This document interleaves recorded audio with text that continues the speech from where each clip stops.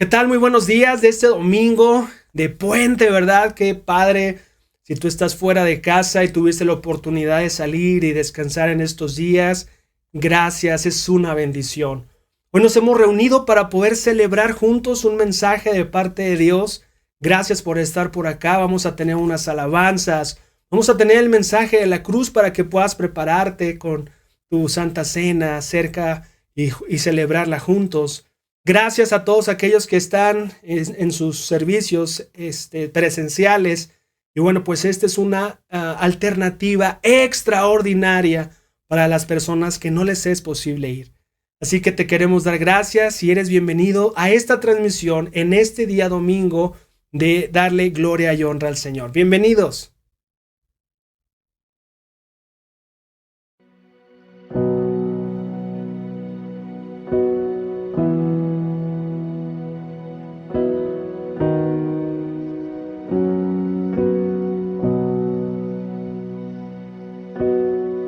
Dios te guarde y bendiga, que extienda su amor y te muestre favor. Dios te mire con agrado y te dé paz.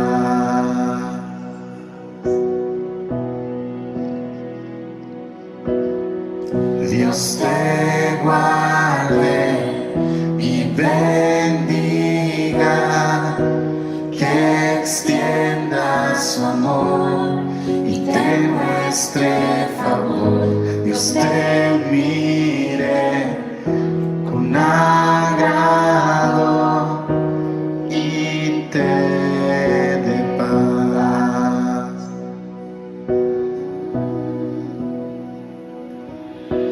Amén, amén, amén, amén, amén, amén.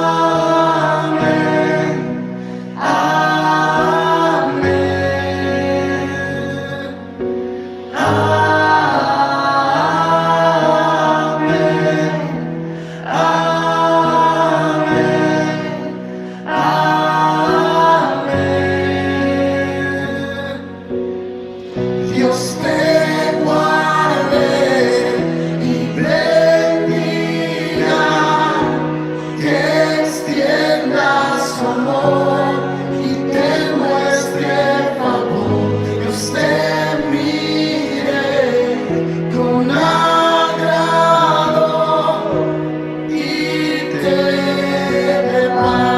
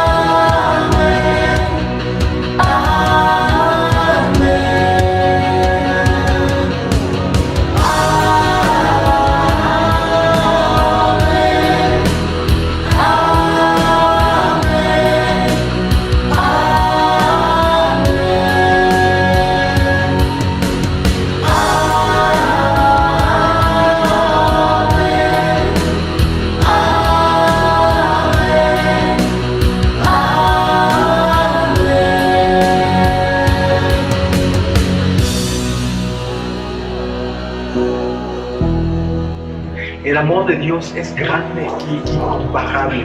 Somos privilegiados. Ayer estábamos perdidos, alejados de Dios, condenados por nuestros pecados a ir al infierno.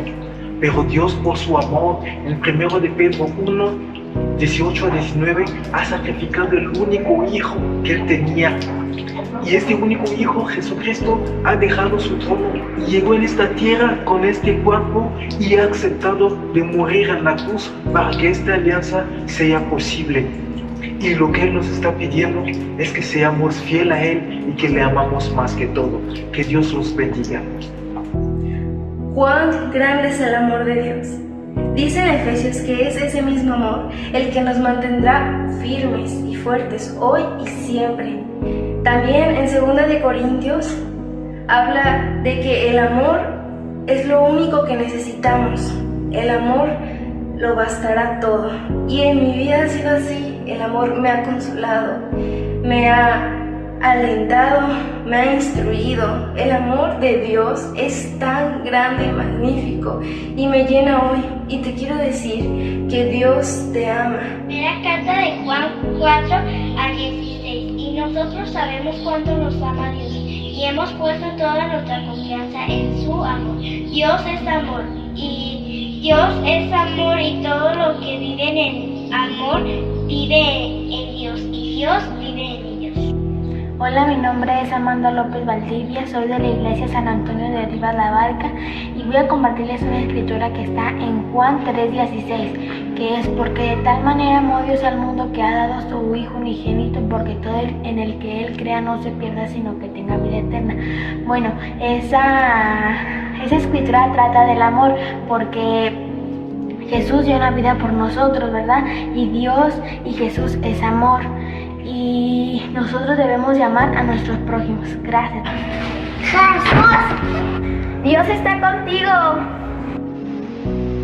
Jesús es mi amigo y está conmigo todo el día. Depositen en Él toda ansiedad porque Él cuida de ustedes. Primera de Pedro 5:7. Todo lo puede en Cristo que me fortalece. Jesús es mi pastor, mi Señor. Jesús, Dios te ama. Con su gracia hasta mil generaciones, tu familia y tus hijos y los hijos de tus hijos. Que te cubra con su gracia hasta mil generaciones, tu familia y tus hijos y los hijos de tus hijos. Que te cubra con su gracia hasta mil generaciones, tu familia y tus hijos y los hijos de tus hijos. Su presencia te acompañe donde quiera que tú vayas, que te lleve, te rodee, va contigo, de mañana y de noche, en tu entrada y salida, en tu llanto y alegría. Él te ama, Él te ama, Él te ama, Él te ama, Él te ama, Él te ama, Él te ama, Él te ama.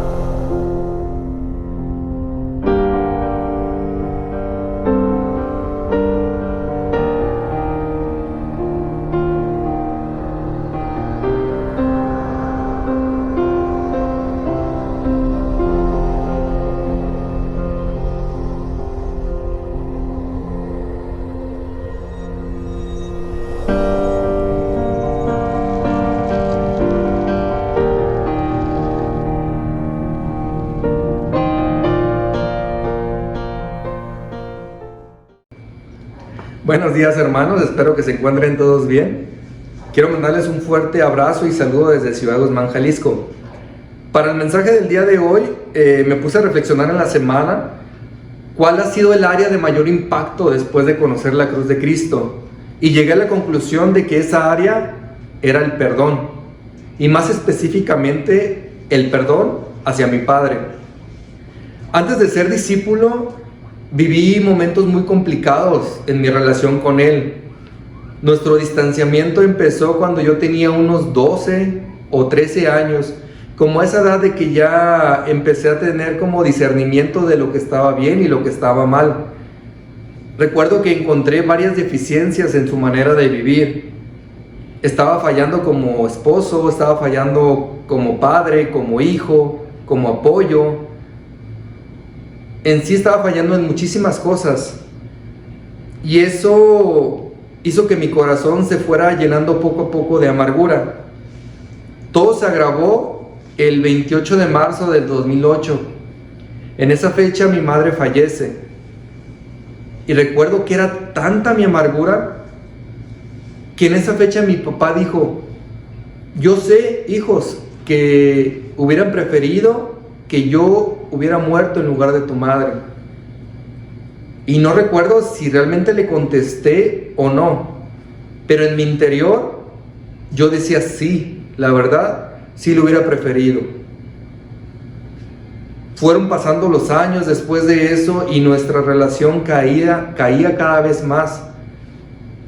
Dentro del hogar había momentos en que podían pasar meses o hasta años sin dirigirnos la palabra. Dentro y fuera de la casa éramos como extraños. Hay veces que nos topábamos en la calle de lejos y yo prefería cambiar de banqueta para no saludarlo. Les confieso que era mucha mi amargura y mi rencor contra él. De hecho, yo pensé que en toda la vida iba a tener ese sentimiento. Pero eso fue una batalla que ya gané. ¿Y qué me ayudó a ganar esa batalla? Fue la cruz de Cristo. Porque si bien dice en su palabra que Jesús murió por el perdón de nuestros pecados, también dice en Mateo 6,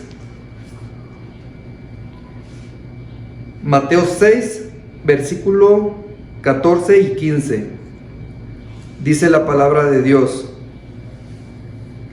porque si perdonan a otros sus ofensas, también los perdonará a ustedes su Padre Celestial.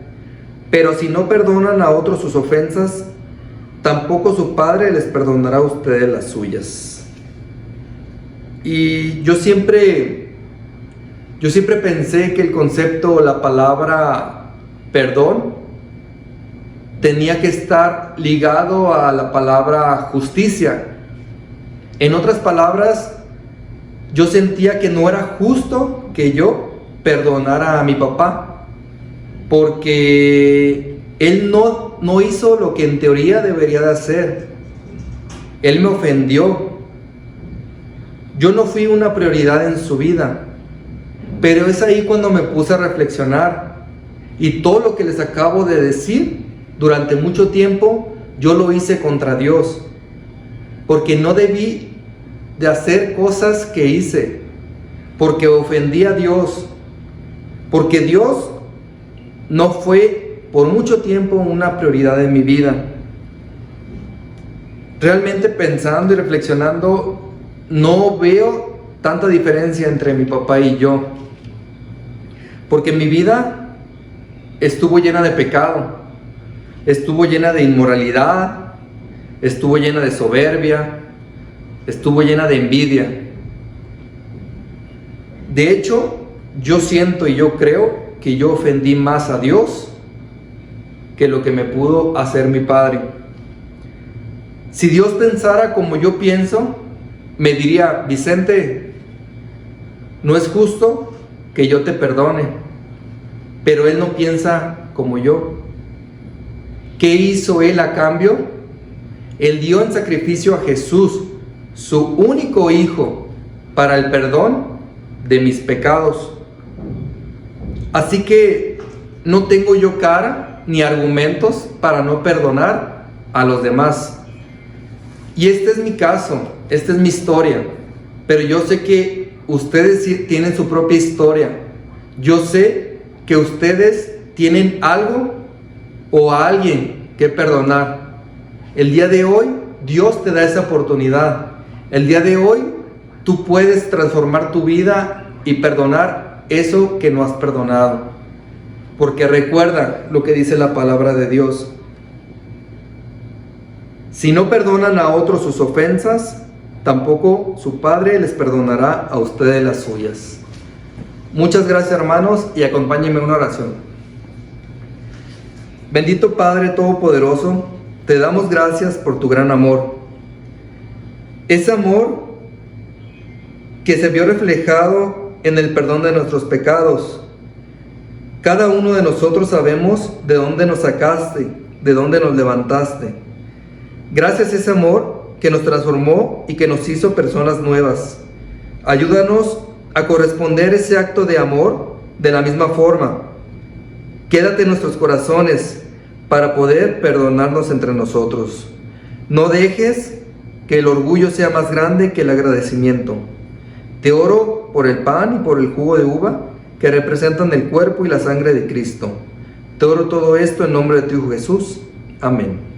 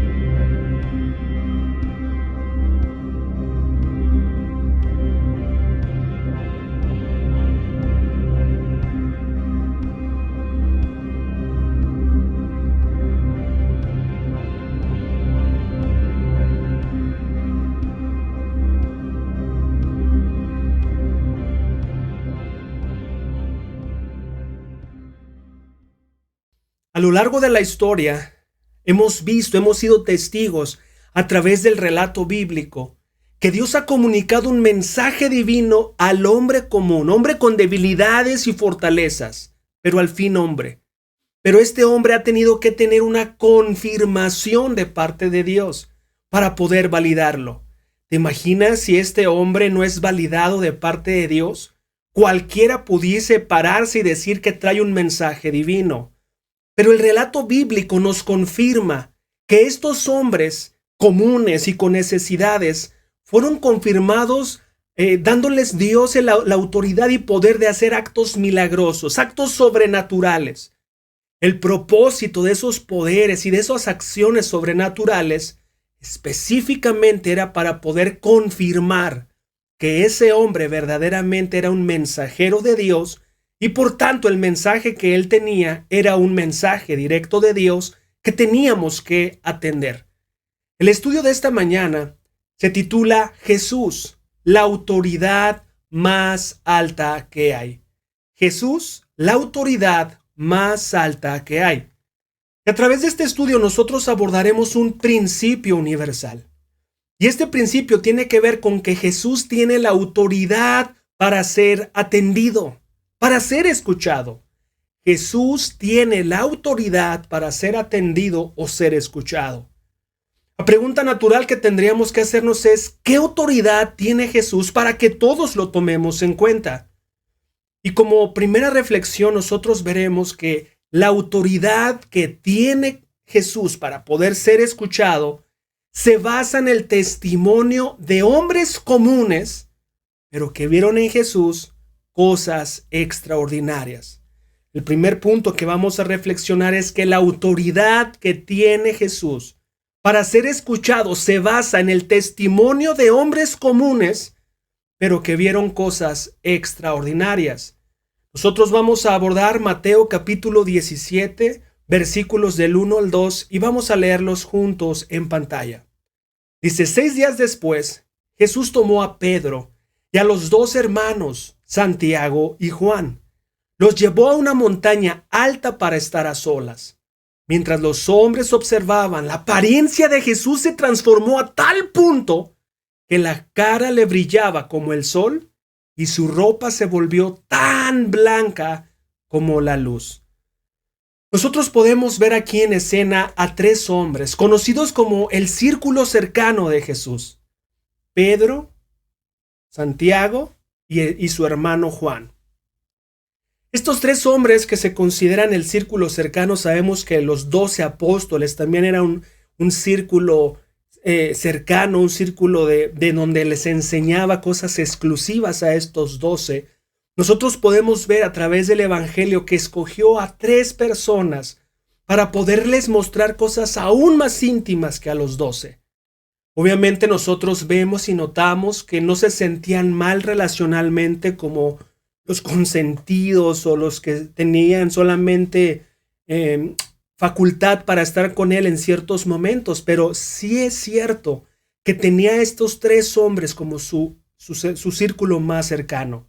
Aquí nosotros vemos la escena en donde solamente ellos 3 vieron esto, y también más adelante vemos que en el Getsemaní es a ellos 3 a los que llama y les pide ayuda para orar. También hemos visto que estos mismos 3 les autoriza para poder hacer ciertos milagros. Por ejemplo, el resucitar a una niña solamente pasó a ellos 3 y a los papás de la niña para hacer ese milagro. Aquí nosotros podemos ver que en el relato que estamos viendo en Mateo, viene acontecido posteriormente cuando Pedro le había dicho que Jesús era el Mesías a través de la ayuda de parte de Dios. Pedro estaba declarando ante las demás personas que Jesús verdaderamente era el Hijo de Dios. Vimos que Dios le dio responsabilidades y cosas extraordinarias porque entendía que Pedro tenía la visión clara de Jesús. Para Jesús era sumamente importante porque va a la recta final, a la cruz, al Calvario. Y nosotros podemos ver aquí que en Mateo y estos 3 hombres atestiguan algo extraordinario. Dice que Jesús pasó algo que le llaman la transfiguración, el cambiarse de apariencia. Su rostro leímos que brilló como el sol y su ropa también brillaba demasiado blanco, ¿no? Es lo que nosotros podemos ver en el relato. Lo que les está permitiendo Dios a estos hombres es confirmarles que el máximo mensajero en la tierra, el que tiene la autoridad, las palabras verdaderas de Dios, es el más grande mensajero, es Cristo, el Mesías, el ungido, el Hijo de Dios.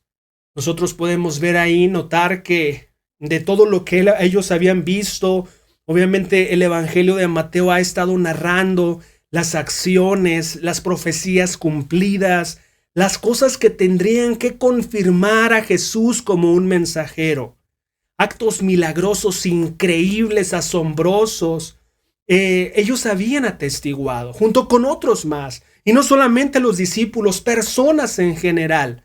Hombres estaban siendo sanados, ciegos estaban recibiendo la vista, sordos estaban escuchando, mudos estaban hablando, gente era alimentada. Había cosas extraordinarias. Pedro ya con todo esto, él había declarado que Jesús era el Mesías.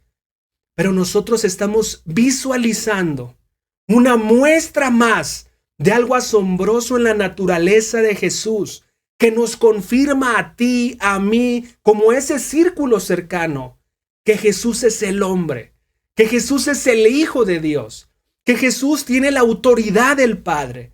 Y aquí nosotros podemos ver cómo se revela esa naturaleza divina de parte de Jesús. Su rostro dice que cambió, se cambió de forma, se transfiguró. Nosotros podemos ver en el Apocalipsis 1, 12 al 18, cómo ya en ese momento también de manera permanente el rostro de Jesús va a brillar como el sol. Y aquí solamente era una muestra para ellos. Su testimonio de estos tres hombres confirman, ellos vieron, sus ojos observaron la naturaleza y gloria que Jesús tiene.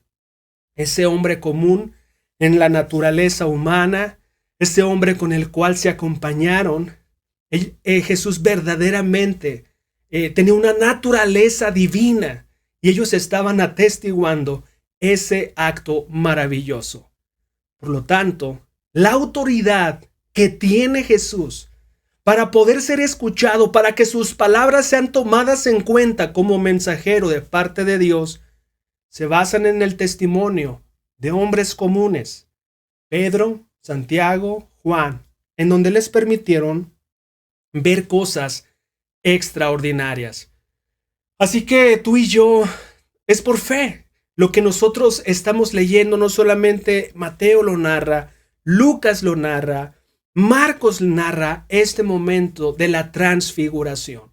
Y es una muestra, una evidencia que Dios manifiesta en Jesús para que crean. Es como si fuera el clímax más grande de confirmación de que Jesús verdaderamente es el mensajero de Dios. Pero no solamente eso, es el Mesías, es el ungido.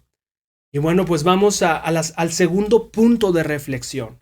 No solamente la autoridad de Jesús se va a basar por el testimonio de estos tres hombres que vivieron en ese lugar la transfiguración.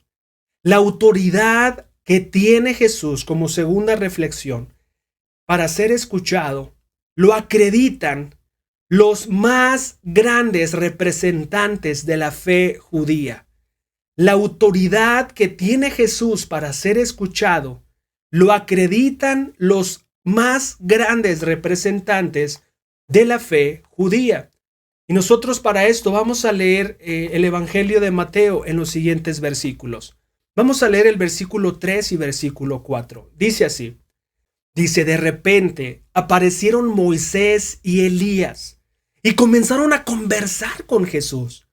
Pedro exclamó, Señor, es maravilloso que estemos aquí. Si deseas, haré 3 enramadas como recordatorios, una para ti, una para Moisés y otra para Elías. Eso es lo que dice en este punto. Definitivamente, la autoridad que tiene Jesús no solo para ser escuchado, no solamente lo acreditan estos testigos, sino lo acreditan los más grandes representantes de la fe judía. Vaya dueto que se aparece en ese lugar. No solamente Jesús está demostrando esa naturaleza divina de Jesús a través del mostrarles la gloria de su persona, cambiando de forma en eso que conocemos como la transfiguración. Sí, eso podría haber quedado hasta ahí, pero nosotros podemos ver cómo Dios permitió que en ese momento específico, donde está ese círculo cercano de estos 3 hombres, se aparecieran 2 más en escenas. Y mira nada más quiénes eran, Moisés y Elías. Estos 2 hombres son los que resumen, son los que son el fundamento y la base en la fe judía. Moisés como la base de la ley y Elías como la base de los profetas. Lo que está pasando aquí, lo que está aconteciendo aquí es como si le dieran el respaldo a Jesús como el más grande mensajero. Están dándole a Jesús como el respaldo de que sus palabras son más importantes aún que la de ellos. Como diciendo, ánimo, Él es el hombre del que hablamos. Él es el hombre correcto. Él es el verdadero Hijo de Dios y están ahí en esa cumbre. Escuchar este relato para el pueblo judío fue realmente una gran bomba de admiración. Porque ¿qué tan importantes son para los judíos Moisés y Elías? Moisés es la figura central del judaísmo. Él es el hombre que tenían más confianza los judíos porque entendieron que Moisés era un hombre enviado de Dios. Nosotros pudimos ver cómo fue ganándose la confianza, cómo Dios le decía, muestra esto en tu bastón y ahora haz esto. Y luego les permitió al pueblo de Israel pasar en ese mar que se abría. Después fue guiado en todo el éxodo, liderado por este hombre Moisés. Todo eso aconteció y les dio la confianza que verdaderamente Moisés era un mensajero. Todos recordaban esas acciones en donde Moisés, al igual que Jesús, en este momento se subió a una montaña. Dios le dio los mandamientos, la ley de Dios, la ley moral de Dios. También pasó, y muchos recuerdan este acontecimiento con un paralelismo con estos hombres, Moisés y Elías, porque el mismo Moisés, su rostro resplandeció en el encuentro que tuvo con Dios en ese monte cuando le fueron dado la ley de Dios. Entonces, para los judíos, Moisés tiene el más grande respaldo y confianza, mas no en Jesús. Y en este lugar en donde se aparecieron Moisés y Elías, lo que están diciendo es confíen en Él. Él es el hombre. En una palabra te diría así. Moisés los había ayudado a haber establecido una relación con Dios. Les enseñó, les dio instrucciones acerca del templo. Les dio instrucciones acerca de los sacerdotes. Todo lo que ellos conocían y entendían en su relación con Dios había venido a través de Moisés. Moisés también es importante como papel en su portavoz de todas las leyes, como les comento. Obviamente él es el iniciador de todas las fiestas principales y celebraciones por la fe judía. Entre ellas, la misma Pascua. Moisés representa, por tanto, la ley de Dios. ¿Por qué estaba ahí? Porque estaba dándole el voto de confianza ante su auditorio judío, diciendo, confiaron en mí, pero es Él. Y también estaba Elías. ¿Quién es Elías? Bueno, pues él, otra vez te digo, representa a los profetas. Elías se caracterizó por hacer cosas extraordinarias. Predijo el comienzo y el final de una sequía de 3 años. Demostró ante todo Israel quién era el verdadero Dios. Él desafió a 850 profetas. 450 profetas de Baal y 400 profetas de Aserá. Y le demostró al pueblo de Israel que estaba descarriado, que estaba dividido en adoración a los Baales. En el monte Carmelo, en donde tú recuerdas que pidió que fuego del cielo llegara. Y bueno, ganó por supuesto el mensajero correcto de Dios, Elías. Y en ese momento tuvieron que matar a todos esos 850 profetas, dejando claro quién era Dios y quién era su verdadero mensajero. Elías fue alimentado por cuervos. Elías no experimentó la muerte, fue llevado directo al cielo en un carro de fuego. Había muchas leyendas entre los judíos que había regresado porque no había experimentado la muerte, que había regresado aquí, que había regresado a protegerlos en esta situación, etc. Elías representa a los profetas. Moisés representa la ley. Y en ese lugar, antes de poder pasar hacia la cruz, después de haber tenido tantas cosas, manifestaciones en donde Jesús podría demostrar ante cualquiera que era el Hijo de Dios, ahora están validándolo. Moisés, representante de la ley, y Elías, representante de los profetas. Jesús tiene toda la autoridad, no solamente por estos 3 que le vieron su rostro deslumbrante a Jesús, sino por estos 2 hombres icónicos de la fe y del respaldo judío. Para el público judío diría, ¿de veras estuvieron ahí animándolo, conversando con Jesús? Y la respuesta es sí, así es. Y como tercera reflexión y última, la autoridad que tiene Jesús para ser escuchado lo acredita Dios mismo con su voz audible. La autoridad que tiene Jesús para ser escuchado como un mensajero y un hombre de confianza que comunica la palabra de Dios, lo acredita Dios mismo con su voz audible. Vamos a leer los siguientes 3 versículos. Dice así: no había terminado de hablar, se refiere a Pedro, cuando una nube brillante los cubrió. Y desde la nube una voz dijo: este es mi Hijo muy amado, quien me da gran gozo. Escúchenlo a él. Los discípulos estaban aterrados y cayeron rostro en tierra. Entonces Jesús se les acercó y los tocó. Levántense, les dijo, no tengan miedo. Cuando levantaron la vista, Moisés y Elías habían desaparecido y vieron solo a Jesús. Creo que te imagines esa escena. ¿Qué estamos viendo acá? El más alto grado de validación de Jesús como el Mesías. Ya había sido en el capítulo anterior validado por Pedro. Muchos decían, lo tenían en alta estima, pero lo que nosotros estamos viendo acá es una validación por parte de Dios, viviendo un momento glorioso. 3 hombres atestiguando la transfiguración, viendo la aparición de los hombres más grandes y representativos de la fe judía, Moisés y Elías. Y aquí nosotros vemos como cereza en el pastel, en la confirmación para ti, para mí, para los hombres que creamos en Jesús, como el Mesías, como el Hijo de Dios.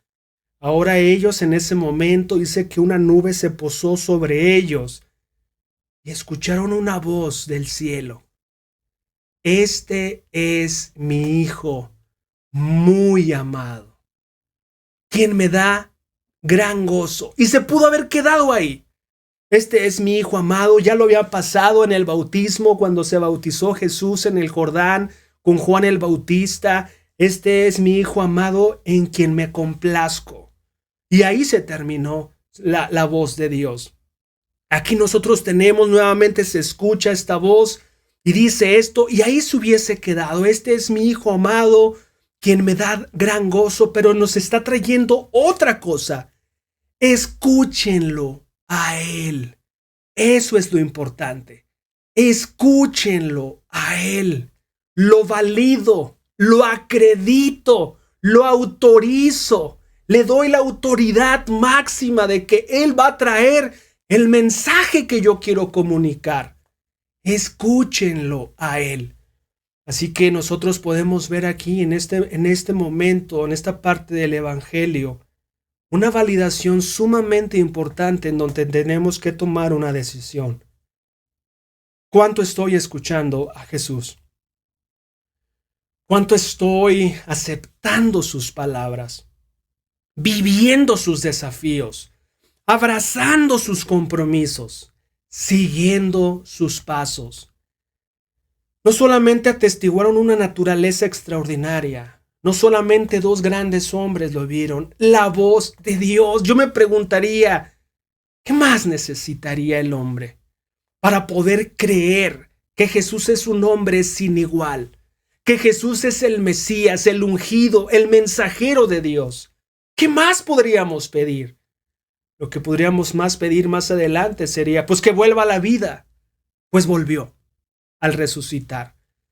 Aquí nosotros nos topamos con una situación, porque Jesús, cuando nosotros leemos, escúchenlo a él, tiene que resonarnos. ¿Qué es lo que nos ha estado hablando? Jesús ha traído también un mensaje de arrepentimiento. Arrepiéntanse, el reino de los cielos ha llegado. Y nosotros podemos ver, por ejemplo, declaraciones como: yo soy el camino, la verdad y la vida. Nadie va al Padre si no es por mí. ¿Cuánto tú crees en estas palabras? ¿Cuánto tú escuchas esas palabras? Si tú las escuchas, has abrazado ese camino. O para ti tal vez hay muchos caminos para llegar a Dios. Pero el mensajero validado, que es Dios, que es lo que estamos leyendo, dice que hay un solo camino. ¿A quién estás escuchando para decir que hay muchos caminos? ¿Es alguien más de Jesús? ¿Estaba validado a ese otro alguien que tú estás escuchando? Por eso es tan importante el mensaje que nosotros comunicamos. Porque no hay 2, 3, 4 caminos. En este momento, en nuestra actualidad, pretendemos como suavizar y queremos acomodar nuestras creencias, religión, a lo que como si fuera una comida. A mí me gusta esta, a mí no me gusta esa, a mí me gusta esta. No, a mí no me gusta esta, me gusta esta. Pero en la cuestión divina solamente hay un solo camino. Primero es tomémoslo. Segundo, comuniquémoslo. Porque tendríamos la triste realidad que muchas personas estarían perdiendo. También nos enseña que Él nos vino a salvar, no nos vino a condenar. ¿Entiendes el mensaje de la salvación? ¿Aún sigues pensando que al morir, estar con Dios se trata de tus obras buenas y de tus obras malas, pesadas en una balanza? ¿Aún piensas eso? ¿Tienes la claridad cómo se valida el sacrificio de Jesús en tu vida? ¿Lo has hecho? ¿Lo has postergado? ¿Lo has abandonado? ¿Lo has pisoteado? ¿Qué has estado haciendo? Porque Él es el mensajero de parte de Dios. También la Biblia nos enseña que hay un único mediador entre nosotros y Dios, Jesús. También nos enseña que conoceremos la verdad a través de practicar la palabra de Jesús, y su palabra nos traerá libertad. ¿Cómo estás en la esclavitud del pecado? Hoy quiero que tomes una decisión. Hazte de Jesús tu más grande fan. Hazte el más grande fan de Jesús. Conoce sus dichos, conoce sus mandamientos, conoce sus ejemplos, su estilo de vida, porque tus oídos han de prestar la total atención a Jesús. Nuestras rodillas se han de doblar ante Jesús. De todos los hombres que ha venido la historia demostrando y hablándonos, Moisés habló de Jesús, los profetas hablaron de Jesús, y aquí tenemos a Jesús. Y para muchos, Él no era válido. Para muchos hoy Jesús sigue sin ser válido. Por favor, si para ti Jesús es válido, que se demuestre en tu vida, que se demuestre en tus prioridades, que se demuestre en tu día a día, no como una creencia, sino como un estilo de vida poderoso al ser un seguidor de Jesús. Es nuestro anhelo y nuestro más grande sueño. Muchas gracias por escuchar este mensaje.